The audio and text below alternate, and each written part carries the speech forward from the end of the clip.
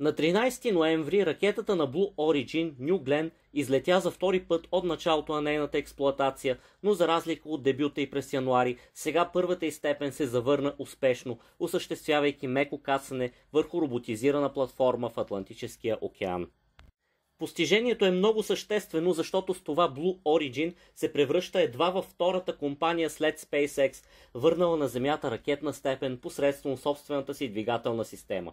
И сега степента е готова за рециклиране и повторно използване. Всичко това се случва близо 10 години, откакто през декември 2015 SpaceX за пръв път приземи степен на орбиталната ракета Falcon 9 и това доведе до същинска революция в космонавтиката. Но преди 10 години космическият свят бе много по-различен от сегашния. Днес се възприема за немислимо да проектираш чисто нова ракета от среден клас, без тя да има някакъв елемент на възвръщаемост. Тогава не беше така. Тогава конвенционалната мъдрост гласеше, че възвръщаемостта е нещо непостижимо или най-малкото не си струва от икономическа гледна точка. На времето НАСА е прибирала на Земята страничните ускорители от космическите совалки, но не както Falcon 9 или New Glenn, а посредством парашути, както виждате на това видео. След това страничните ускорители са били разглобявани сегмент по сегмент и накрая повторно сглобявани преди да бъдат подготвени за нов полет. Цялата тази процедура е изисквала много ръчен труд и съответно разходите не са я оправдавали.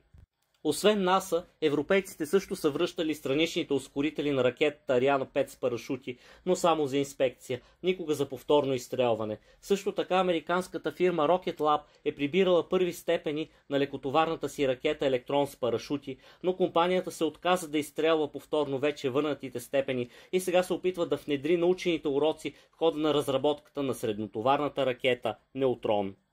За разлика от всички останали, SpaceX постигна зашеметяващ успех с ракетите си Falcon 9 и Falcon Heavy, като наскоро фирмата отбеляза 500-то си изстрелване на ракета с рециклирана първа степен. Компанията на Илон Мъск доказа, че ракетната възвръщаемост е не просто постижима от технологична гледна точка, но и икономически изгодна. Но в продължение на 10 години никой друг не можеше да го повтори, поради което SpaceX се превърна в пълен монополист.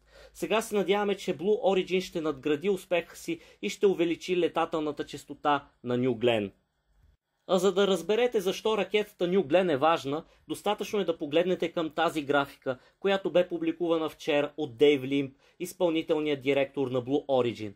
В центъра на графиката е показана някогашната ракета Сатурн 5, която в края на 60-те и началото на 70-те возеше хора към Луната. Вляво е текущата конфигурация на New Glenn, а вдясно е бъдещата конфигурация с 9 двигателя на първата степен. Blue Origin планира бъдещият вариант на ракетата да притежава същата товароподемност като ракетата на NASA Space Launch System, която стои в основата на програмата за завръщането на Луната Артемис. С това усилията на държавните агенции да строят ракети за лунни и междупланетни мисии практически се обезсмислят, тъй като частният сектор очевидно се справя по-добре. Нещо повече, успешното прибиране на степен на New Glenn дава възможност на Blue Origin да пристъпи към следващия етап от програмата си.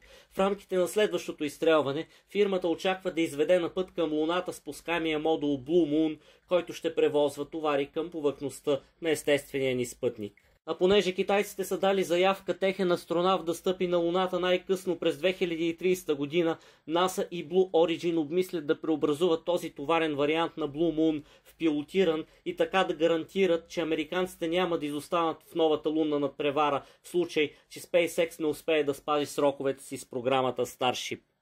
Благодаря ви, че изгледахте това видео. Ако ви е харесало, можете да ме подкрепите като харесате канала или страниците на Космос БГ в социалните мрежи или като изпратите дарение. За сега, чао от мен!